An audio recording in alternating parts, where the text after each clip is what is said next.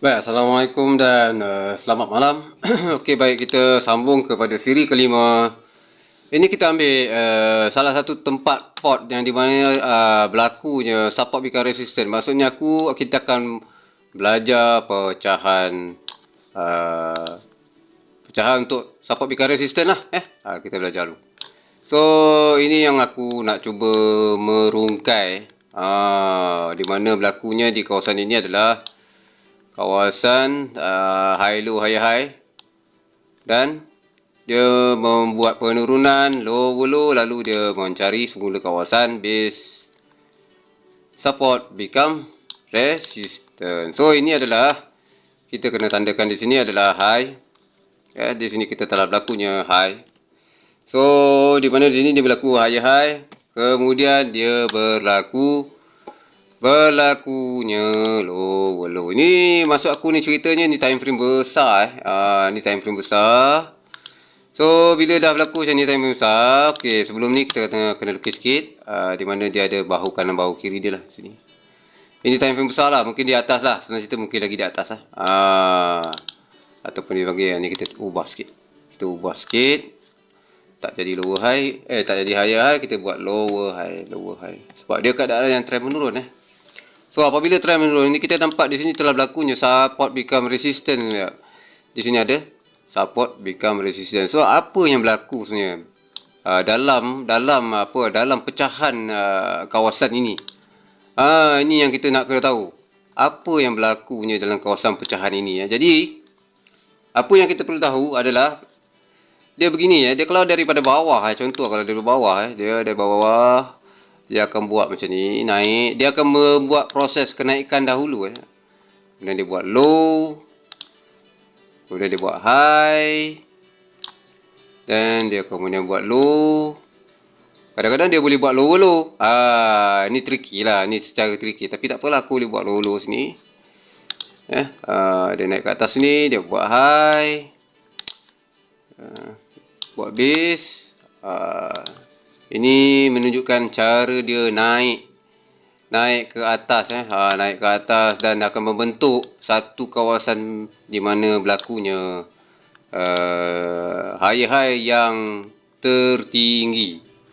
So bila dia dah berlakunya high yang tertinggi, maknanya sekarang ni dia tengah menjadi reversal part lah, maknanya reversal maknanya dia sedang berlaku reversal. So dia akan turun sikit sini, dia bermain dulu kawasan ni. Kadang-kadang dia naik sini, dia tak buat low, dia psycho kau dulu. Dia buat price bagi tak pecah dulu. Lepas tu tahu-tahu dia turun bawah. Macam ni. Dia turun bawah sini, lepas tu dia balik semula, retracement. Di mana kawasan ni dia boleh mengambil semula kawasan retracement. Kemudian dia meluncur ke bawah. Dia buat begini. Dan kemudiannya dia turun lagi. Ni nak kena buat lukisan ni kena panjang ni sebenarnya ceritanya. Lalu dia turun ke bawah menjadi semula kawasan ni. Ini trend naik, tiba-tiba dia nak turun kan. So nak kena pandai lah kat sini So ini adalah satu lukisan yang teori maksud aku. So dia menurun ke bawah, membuat apa SR flip di sini. Dia buat SR flip. Sini dia buat SR flip, lepas tu dia turun lagi bawah. Dia turun lagi bawah. So ini berlakulah dekat sini. Kawasan ni adalah berlakulah kawasan apa? So yang atas ini tadi ni dia bersamaan dengan atas ni. Kalau dia berlaku pun dia berlaku lebih kurang macam ni lah.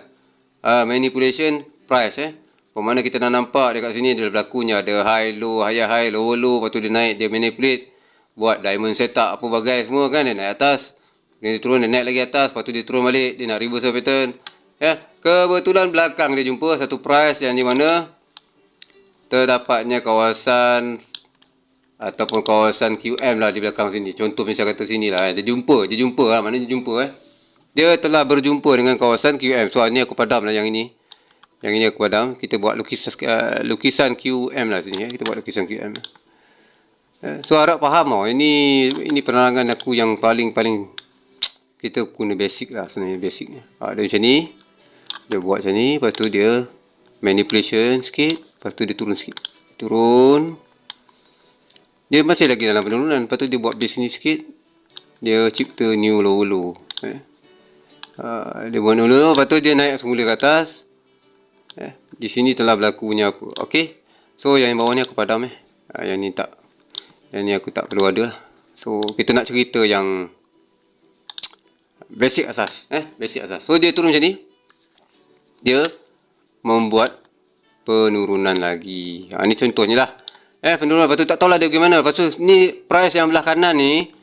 Yang sebelah kanan yang aku nak cerita ni adalah price kembali. Kembali ke atas. Kembali ke atas. Dia cari apa? Apa dia tengok? Kiri ni ada base satu baris yang sama.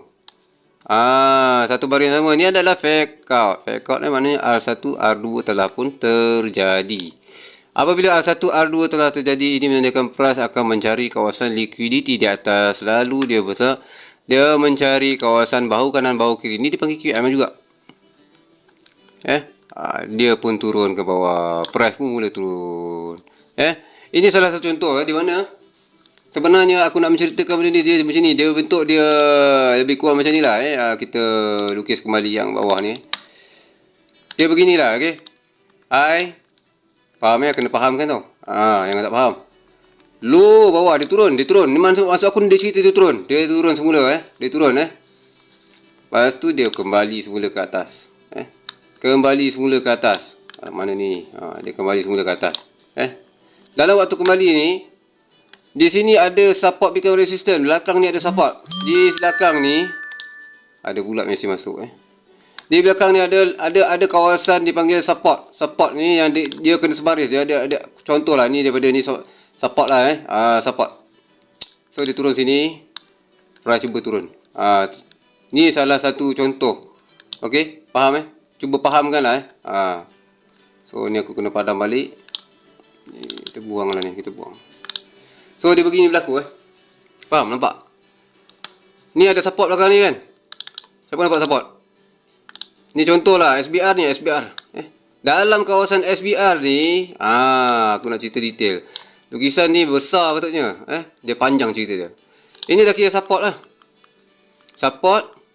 Sini dia buat drop base drop. Kalau kita tengok time frame besar, ni time frame kecil ni kita nak mengupas cerita time frame kecil. So dia berlaku begini cerita dia Dia berlaku daripada atas turun. Kemudian dia support, naik resistance, buat drop base drop, turun bawah, dia naik semula mencari support become resistance. Di dalam kawasan support become resistance ini terdapatnya ada QM level di tengah-tengah ni. Tanpa pengetahuan ni mengelirukan korang, lalu price pun turun bawah. So ini hanya satu pencerahan yang berlaku dalam support become resistance Contohnya bawah ni aku dah lukis.